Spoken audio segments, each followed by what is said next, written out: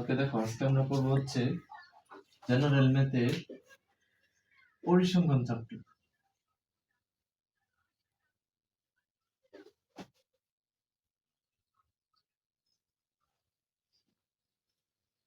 তোমাদের গণিতের 17 নম্বর চ্যাপ্টার পরিসংখ্যান।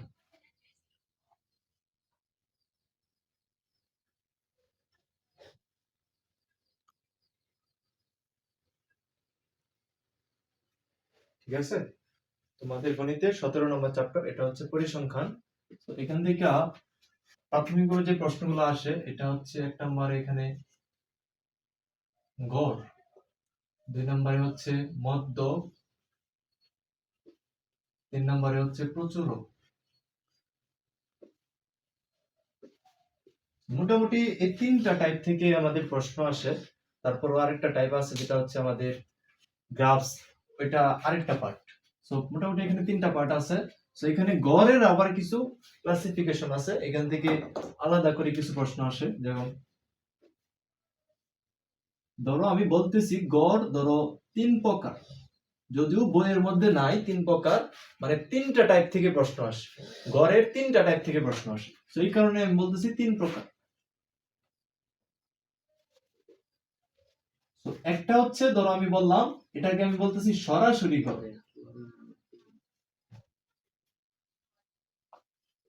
সরাসরি গড় মানে একদম সাধারণ ভাবে যে প্রশ্নটা আসে, এটা হচ্ছে আমাদের সরাসরি গড়। তারপর 2 নম্বরে যেটা আসে, এটা হচ্ছে সংক্ষিপ্ত পদ্ধতিতে গড়। সংক্ষিপ্ত পদ্ধতিতে গড়।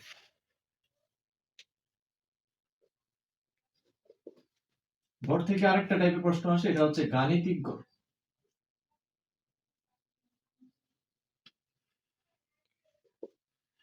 এই 3টা টাইপে আমাদের প্রশ্ন আসে, গড় থেকে মোটামুটি এই 3টা টাইপের প্রশ্ন আসে। তো আসো একটা একটা করে আমরা দেখি। প্রথমে আসো 1 নম্বরে সরাসরি গড়। সরাসরি গড় থেকে কিরকম প্রশ্ন আসে একটু খেয়াল করো। ধরো একটা কোয়েশ্চেন নেই, সাপোজ 2 3 5 7 8 10 নিলাম, কয়েকটা সংখ্যা নিলাম। তো এখান থেকে ধরো তোমাকে প্রশ্ন এরকম ভাবে করব যে, আচ্ছা আরেকটু বলি, যে এরকম যখন সংখ্যা থাকবো তখন এটাকে বলা হয় উপাত্ত।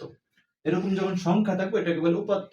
তো প্রশ্ন এরকম ভাবে করব যে প্রদত্ত উপাত্ত থেকে, প্রদত্ত উপাত্ত থেকে গড় নির্ণয় করো। গড় নির্ণয় করো, এটা হচ্ছে আমাদের কোয়েশ্চেন। গড় নির্ণয় করো। একটা জিনিস খেয়াল করবা, এই যে সরাসরি গড়, এটাই হচ্ছে আমাদের গড় নির্ণয়। সরাসরি গড় যেটা, এটা হচ্ছে আমাদের গড় নির্ণয়। সো এইখান থেকে যখন প্রশ্ন করব, এটা উপাত্ত থেকে করব। উপাত্ত থেকে,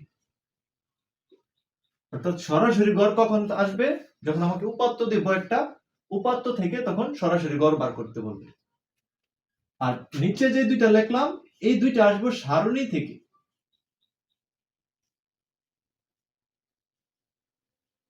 সারণী থেকে। তো সারণী কিরকম থাকবে, এরকম বক্স আকারে থাকবো। যে ধরো একটু বলি, যে প্রথমে থাকবো শ্রেণীব্যক্তি, আর এখানে থাকবো গণসংখ্যা। ধরো শ্রেণীব্যক্তি আমি 3টা নিলাম আপাতত।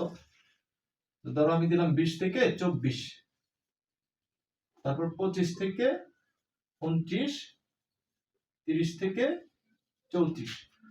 এখানে ধরো গণসংখ্যা দিলাম 3 5 4, এভাবে দিলাম আর কি। সাপোজ বোঝার জন্য একটু বললাম, এটা হচ্ছে আমাদের সারণী। এটা হচ্ছে আমাদের সারণী। ওকে, এটা হচ্ছে আমাদের সারণী। আর এরকম যখন সংখ্যা থাকবে, এটা হচ্ছে আমাদের উপাত্ত। তাহলে এরকম যখন থাকবো উপাত্ত থেকে, তখন সূত্রটা হচ্ছে এরকম। যদি তোমাকে সিকিউ এর মধ্যে আসে বা শর্ট কোয়েশ্চেন আসে, তখন তো ডিটেইলসে করতে হইব। তো তখন তো আমি শর্ট ট্রিক্স ইউজ করতে পারবো। তো তখন আমাদের সূত্র দিয়ে করতে হইব। তো তুমি কি লিখবা, আমরা জানি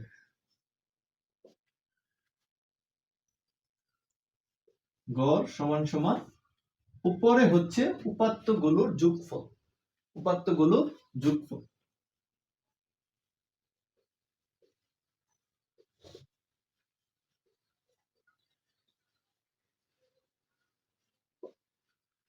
আর নিচে হচ্ছে উপাত্তের মোট সংখ্যা। উপাত্তের মোট সংখ্যা অর্থাৎ উপাত্তের মোট সংখ্যা এখানে কয়টা দেখো, 1 2 3 4 5 6টা। সো বাংলা লেখাটা তুমি লিখবে হচ্ছে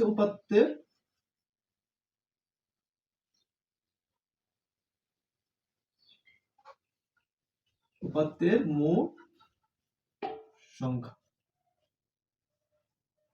ওকে, উপাত্তের মোট সংখ্যা। তাহলে এটার ক্ষেত্রে যদি আমরা সলিউশনটা করি, উপাত্তগুলো যোগফল মানে সবগুলাকে তুমি যোগ করে দিবা, তাইলে শেষ।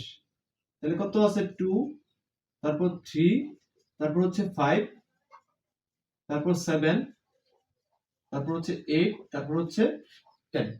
ওকে, আর নিচে হচ্ছে উপাত্তের মোট সংখ্যা কয়টা আছে, 1 2 3 4 5 6। তো উপরেগুলো যদি আমরা যোগ করি, যোগ করার পরে 6 দ্বারা যদি ভাগ দেই তাহলে এটা আমাদের শেষ হয়ে যাবে। তো আমরা একটু ক্যালকুলেটরটা নেই, ক্যালকুলেটর দিয়ে আমরা একটু যোগ করি। খেয়াল করো,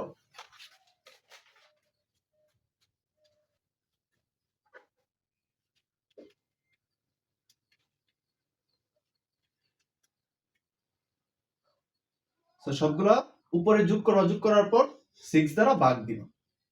সো উপরে আসতেছে আমাদের, এটাকে এরকম আসতেছে 35 ভাগ 6। তো এটাকে যখন তুমি ভাঙবা তখন আরেকটা মান আসবে 5.83। তো এই হচ্ছে আমাদের আনসার। এটা হচ্ছে আমাদের সরাসরি গড়। সো এই একটা টাইপের প্রশ্ন আসতে পারে। সো এইভাবে যখন সিকিউ এর মধ্যে আসবো বা শর্ট কোশ্চেনে আসবো তখন এইভাবে দিবা। আর যদি এমসিকিউ এর মধ্যে আসে তাহলে কি করবা, সবগুলারে ক্যালকুলেটরে তুলবা। এই যে ক্যালকুলেটরে তুলবা, উপরে সবগুলা যোগ করবা আর নিচে জয়টা সংখ্যা দেবো তত দ্বারা ভাগ দিবা, তাইলে শেষ। তাহলে এই যে এখানে যে কাজটা করলাম এটাই করবা। এই যে উপরে 2 যোগ 3 যোগ 5 যোগ 7 যোগ 8 যোগ 10, নিচে হচ্ছে 6। তো এই হচ্ছে আমাদের সরাসরি গড়। যদিও এটার কোনো সরাসরি গড় কোনো বই বা পাঠ্যপুস্তকের নাম নাই, তারপর আমরা বলতেছি সরাসরি গড়। বোঝার জন্য তোমাকে